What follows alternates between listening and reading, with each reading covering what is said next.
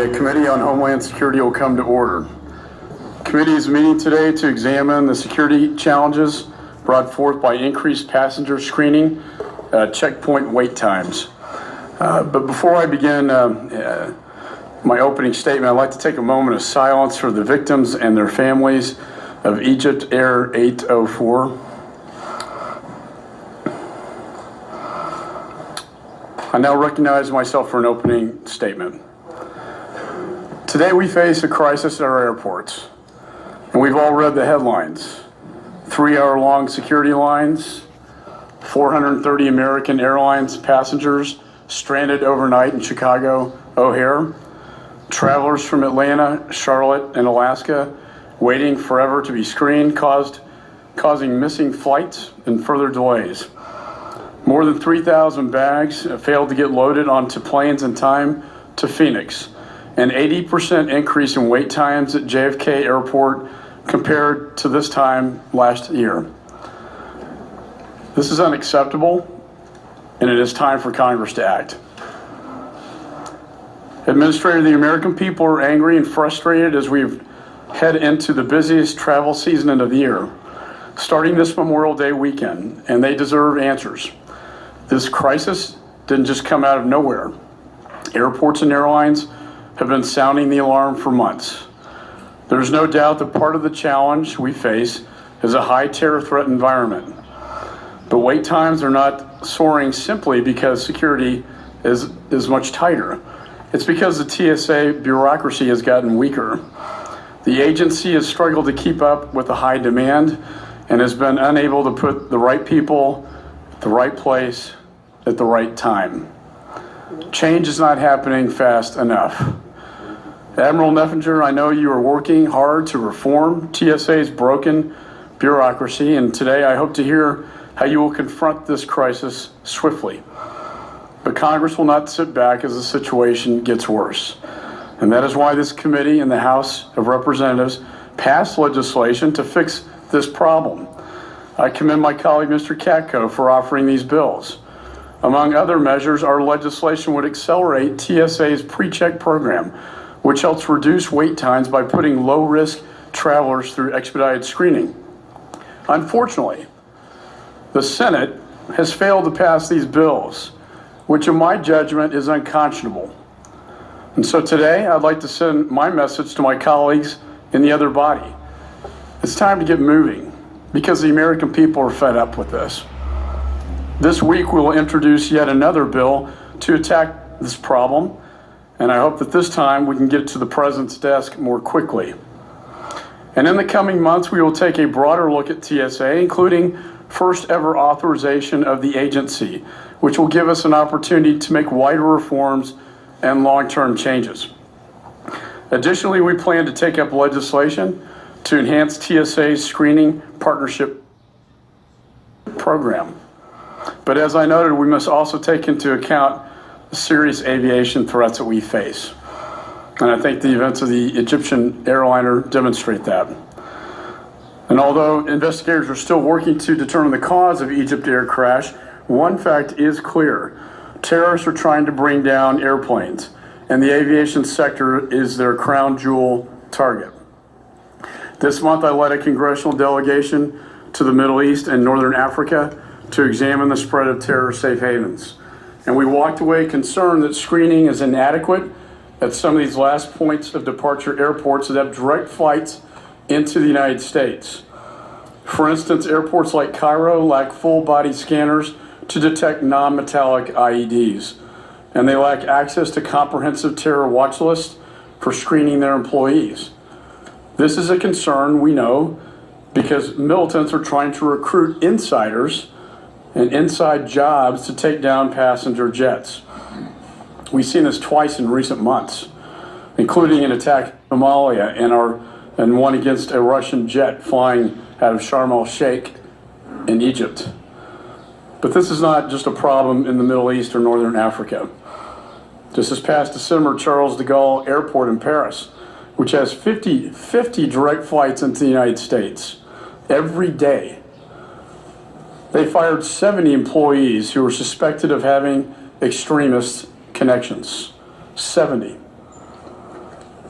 We have to get help. We have to help our foreign partners weed out these extremists.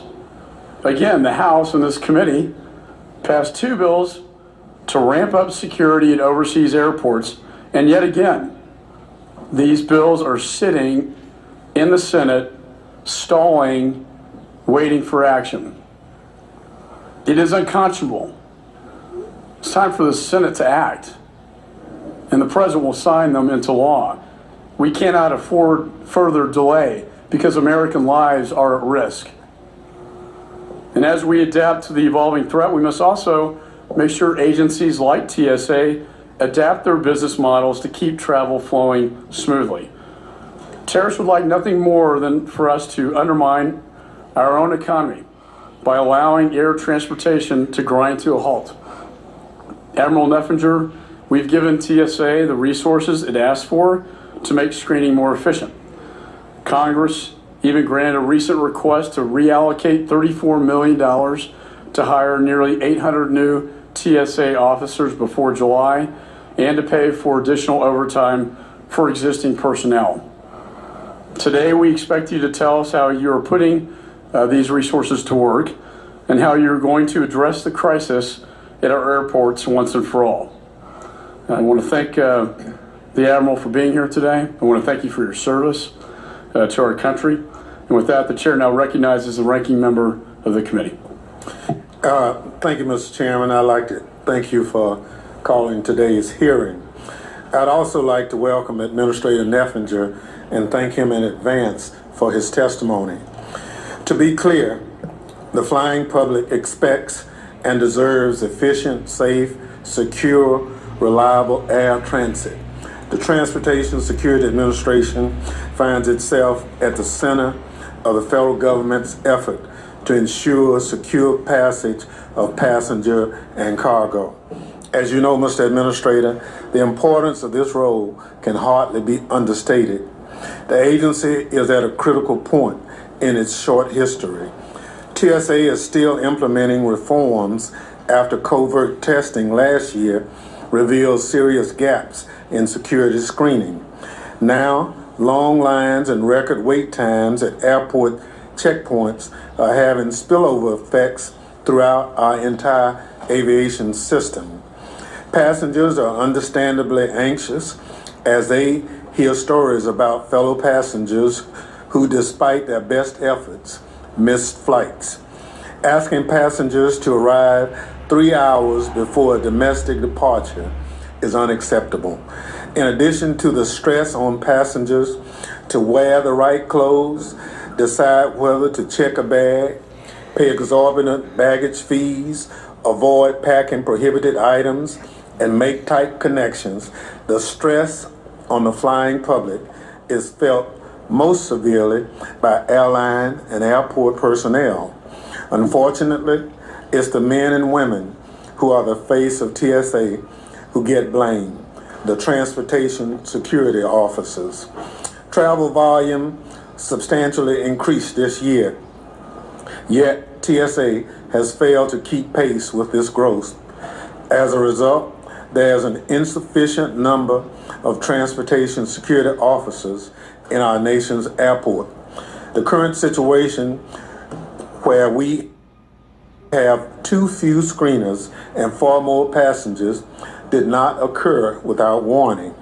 In fiscal year 2011, there were approximately 45,000 TSOs screening 642 million passengers.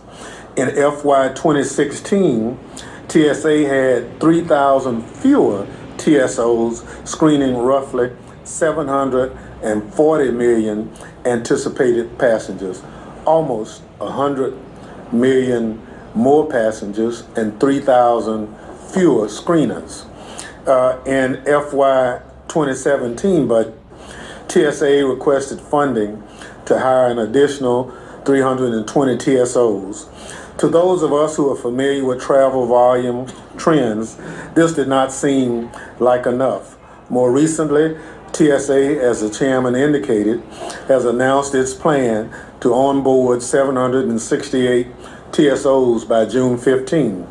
Increasing staff and resources is certainly a good thing, but only if the proper vetting and training occur before more TSOs are added. Administrator Neffinger, I want to know if TSA has the money necessary to achieve its mission. At Secretary Johnson's request, Congress recently reprogrammed $34 million in TSA accounts to pay for overtime and other costs associated with responding to the wait time crisis. While these funds will surely aid TSA in addressing staffing shortages in the short term, moving money around is not a substitute for infusing new money into an operation. TSA should have access to all of the aviation security fees collected by the flying public to bolster security. Yet the passage of the Budget Act of 2013, TSA is required to divert $13 billion collected in security fees toward the deficit reduction for the next 10 years. This year alone, $1.25 billion has been diverted. Yeah. Presently, I'm working with Representative Peter DeFazio, the ranking member on the Transportation Committee, in his efforts to ensure that TSA can retain the fees it collects and put them back into our aviation system. In the absence of more money, new resources is absolutely important. Congress and TSA must resist Band-Aid fixes to complicated and security challenges. Patching and plugging holes is not the answer. Moreover, dismantling TSA is not the answer. Many of my colleagues on the other side of the aisle are calling for a return to the pre-9/11 privatization model. Mr. Chairman, as you've indicated also,